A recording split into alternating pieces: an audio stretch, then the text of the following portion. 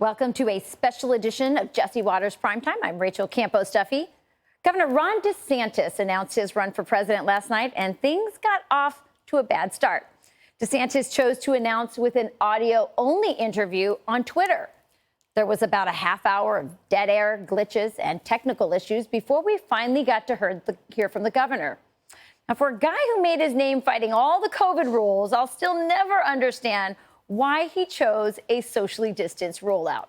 But to be fair, DeSantis tried something different, but it was a gamble, and he ended up only getting a fraction of the live viewers he would have if he had done a more traditional rollout.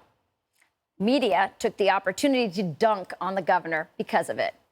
This would be like the first game of 162-game baseball season, and your star pitcher getting the ball and accidentally throwing it and hitting himself in the face. This is not a normal way to begin.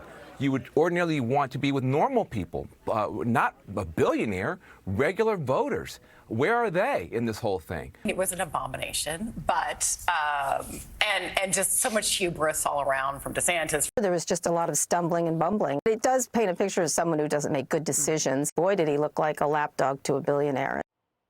It wasn't all bad. DeSantis raised over $1 million. An hour later, he did his first TV interview with Fox with Trey Gowdy, and it went much smoother. The governor was able to tell America why he's running for president.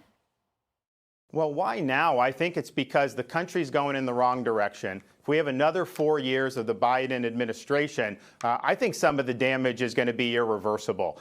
You got to be able to win. And then when you get in office, you've got to be able to deliver results. And I think we've been able to do both of those as good or better than anybody in the country. DeSantis made his name fighting culture wars.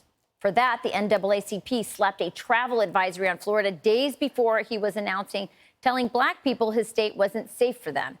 It devoured the news cycle for the entire week. DeSantis shot back last night. Florida's crime rate's at a 50-year low. Compare that to places like Chicago or Baltimore. I don't hear the NAACP talking about that. Since I've been governor, some of the people who've contributed to our record tourism have been board members of the NAACP. How do I know? Because they've put pictures of their Florida vacation on their social media accounts. But in the eyes of the media, DeSantis is just a racist. I may not be racist, but I do a really good impression of somebody who's really deeply racist. He himself has made Florida such a hellhole for gay people, for trans people, for black people. It's exactly what Ron DeSantis has been looking to do anyway. He's looking to get rid of black history. Why do you dislike people of color? Interestingly, DeSantis didn't mention the elephant in the room. Once last night, Trump. He's trying to sidestep the Republican frontrunner and go right to Biden. We have a president who is a listless vessel, not energetic, and not dealing with the key challenges that are facing our country. But it does not have to be this way. Our decline as a country is not inevitable. It is a choice, and I think we can choose a better pathway. So DeSantis might be pretending to ignore Trump, but Trump isn't ignoring DeSantis. When the Ron DeSanctimonious facts come out, you will see that he's better than most Democrat governors, but very average at best compared to Republican governors who have done a fantastic job. Look at Disney and what a mess it is. Could have worked out an easy settlement, but no, he wanted to show the fake news how tough a guy he is. He's not. And the whole Disney thing is really very unfortunate. Now thousands and thousands of jobs are being stopped, and a lot of people are very upset about it. DeSantis says he can take the name-calling as much as media despised Trump has. I don't mind being called different things. I've been called everything but a child of God as it is. So that doesn't faze me. You can call me whatever you want. Just make sure you call me a winner, because that's what we've done in the state of Florida. And that's exactly what we would do nationally, not only in the election, but actually bringing all these great policies to bear. There'll be slings and arrows, but I'm a big boy. I can take it. Well, we'll see how thick DeSantis' skin really is in August. Fox has the first debate, and we'll remember how lethal Trump was on the debate stage back in 2016 in the primaries.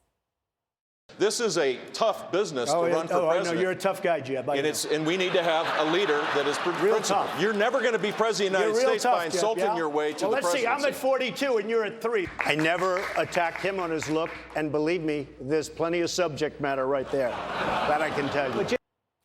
What's clear is Biden is more vulnerable than ever. Our Fox News poll shows 64% of voters say Biden is a weak leader. And 60% of voters say he's not mentally sound enough to do his job as president. Even CNN thinks things look bad for Joe.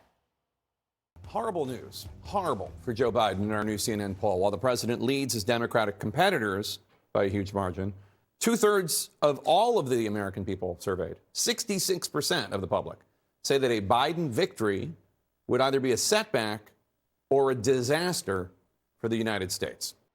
How can a guy like that beat anybody in 2024? Hey, Sean Hannity here. Hey, click here to subscribe to Fox News YouTube page and catch our hottest interviews and most compelling analysis. You will not get it anywhere else.